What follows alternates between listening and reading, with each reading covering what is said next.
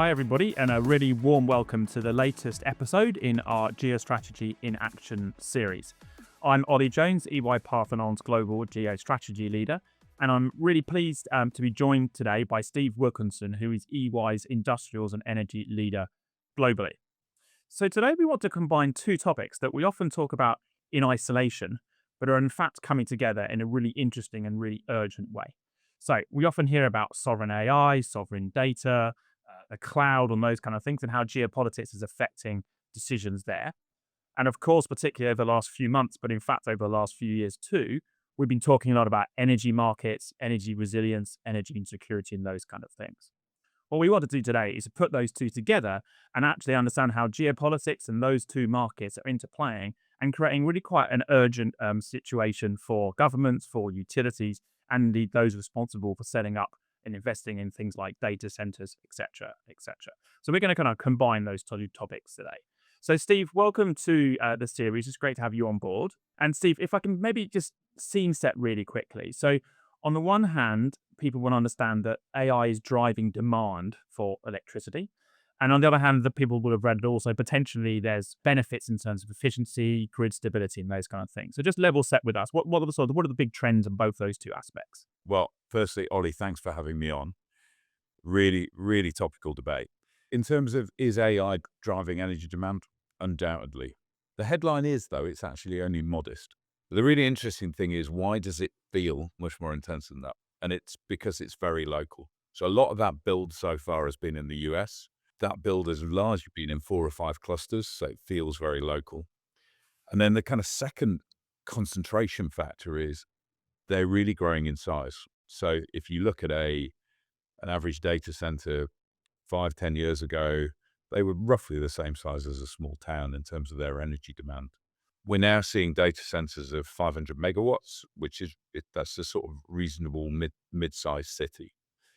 If we look at what's being built, and there is planning permission for data centers of 2 gigawatts stretching to 5 gigawatts, they are really large. They're equivalent to really large conurbations in their power demand. So, for example, Greater London's just over 5 gigawatts. So we're going to have data centers of the scale of Greater London sat needing electrical power. And so that's why it feels so acute. Your second point on efficiency, I think there's a number of us that hope that AI really will drive efficiency. We're already starting to see some use cases in how how to optimize grids, how to drive energy efficiency. We've not seen any at scale yet, but I think there is enough evidence that it will be there. Yeah, and you're right, Steve. So you do obviously hear a lot about the sort of the potential for this to be a large driver of energy demand, and what does that mean for sustainability targets, for other resiliency. But you mentioned it several times there, right? Which is actually this is most acute at a local level, and that's partly because grids are often quite local, and obviously grids are very different in different parts of the world. They can be very different even within countries. So maybe just double click on that a little bit. Like, what is this sort of local grid story looking like? And you mentioned it's particularly acute in the US, but obviously a lot of other countries are kind of fast catching up in this space. So what does that mean, and what are some of the consequences of being such a local demand issue? Yeah, well, to understand that, we need to zoom out on grids to begin with. If I make it local to me, I grew up in the UK in the 70s. I could actually see Europe's largest power station from where I grew up, and that was 4 gigawatts. It was massive. And there were actually, I think probably, there was certainly 30 to 40 power stations in the UK maximum. If you look at just the UK alone, the UK grid is going to have to cope with 10 to 11 million electric vehicles by 2030, half of which are probably going to be capable of becoming mini power stations. So if you think about the demand, when these grids was built was very simple, was largely coal-fired or nuclear power stations, basically serving big cities, small towns, and industrial centers. The demands on these grids are really, really difficult. And we see that already. For example, there's 2,500 gigawatts of renewable energy currently stranded globally because it's not got a grid connection yet. So AI is entering into this arena. And as we said, these data centers are being built in small clusters at the moment. We expect that to grow through 2030. So there is already a connection problem. in many areas, and AI is exacerbating that. So in a way, what you're saying is I should have started with the third issue, which is the energy transition. On top of all this, of course, makes it even more difficult because, as you say, this is an AI piece, but it's an EV piece, it's a distributed renewables piece, and all those things. And an energy, we're going to come to it, but I no doubt, but energy security as well. Yeah, yeah, absolutely. So you mentioned the kind of the impact on the grid, both at a local level and a sort of more network scale. So what it look like when grids are coping, and what does it look like when grids aren't coping? So it's sort of, and to what degree are grids coping at the moment, and to what degree do we have a problem now and an urgent problem coming down the line? So, look, firstly, I think we've grown up taking grids for granted, and they are still largely coping in terms of how they operate. There's been a couple of notable exceptions, which is interesting in their own right. The rate determining step now is all about connections. Can you get a connection? And what's it going to take to get a connection? And that's, where our clients are obsessing, but also where national governments are obsessing is you can build renewable power and, the renewable power build out of the last decade, the last 2 decades is one of the most extraordinary stories in energy. But I said, we've still got a queue. There's 2,500 gigawatts of renewable power that cannot get to a consumer at the moment. So, Steve, you talked about national governments there. So you've begun to talk about the individuals and the organisations that are going to help resolve this issue. But let's focus on each one in turn and get your advice to them. So, if I start with, sort of, I guess, folks who are looking to kind of build and invest in things like data centres and sovereign AI, what do they have to be thinking about now? What are their boards? What does their CEOs have to be thinking about? So, look, this is a national level debate, and we've lived in recent, certainly in the last 6 years, lived through 2, if not 3, energy crises.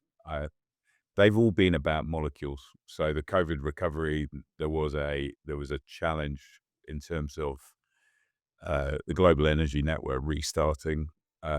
We've had the notable challenges around 2022, and then the Gulf crisis this year. They've all been molecule problems. Where we're kind of heading to now is electron problems.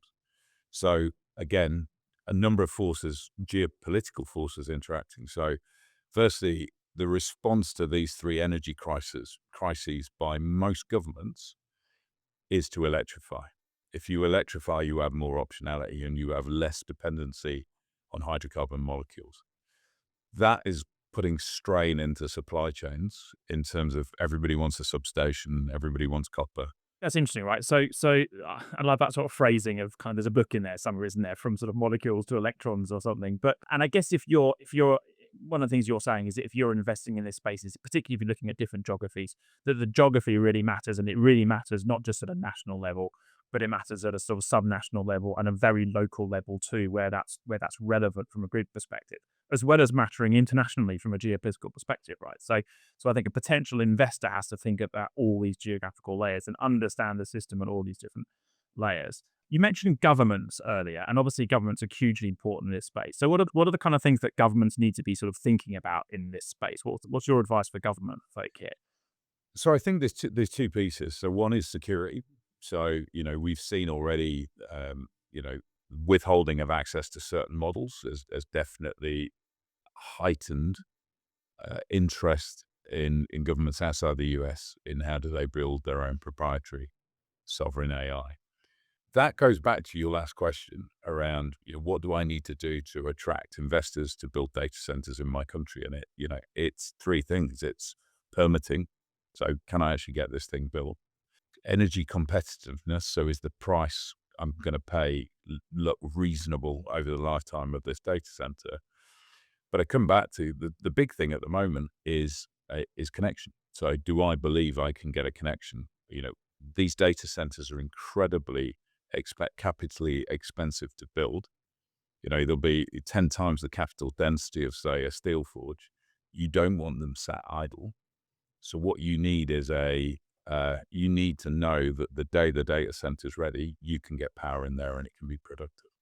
Yeah, it's interesting. I think like there's been a lot of focus in the last years about how supply, in particularly sort of renewables and distributed supply, can fit into this network. And now we've got an example of like how does demand and big nodes of demand fit into that same network, and the gearbox. There needs to be a gearbox somewhere, which is the grid, essentially, isn't it? And that's probably the third group here, which in some places will be government owned, some places will be sort of an independent company, or whatever. But the managing the grid and the kind of the investment in the grid strikes me central to being the kind of the gearbox between these two trends. And look, I think there's been a lot of eyes. You can't escape physics and you can't escape economics in my industry. And if you look at the electrification of China, it's been a great case study in actually when you electrify an economy, you reach a scale where the marginal cost becomes really quite low.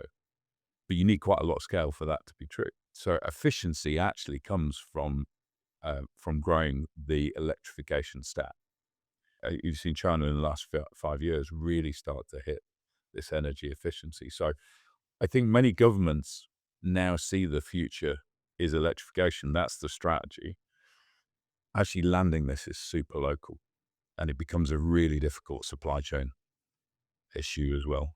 Just in terms of access to copper, there are a limited number of factories that build simple things like transformers and substations, and just getting that access is incredibly difficult.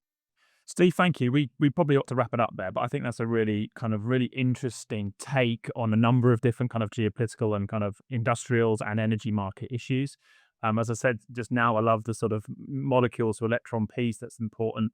I also think I've heard you talk before about how this is not energy security matters, but actually when you think it through in a lens of AI and local data issues, I've heard you say energy sovereignty as well is also a kind of issue here. And I think that's, there's data sovereignty, there's AI sovereignty, and there's energy sovereignty. I think that's a really nice way of framing this issue, right? Which is energy's become it's still a very global market, but also a very local market because of these issues too, and a very lots of local issues. And I think that's probably a really good place to end. It's both global and local, and that's really important. And all the folk we've talked about in this space, governments, those who run grids, those on the supply side, those on the demand side, particularly AI, need to be sort of thinking through, right, not just their global strategy, not just their national strategy, but their subnational and very local strategy. And so I think that's a good place to end. So Steve, thank you so much for joining our quick series today. So thank you, Steve. Thank you, Ollie. And thanks to all of you for listening to this, and look out for the next one of our series, which will be published within probably a week or two's time. So thanks again for joining, and enjoy the rest of your days.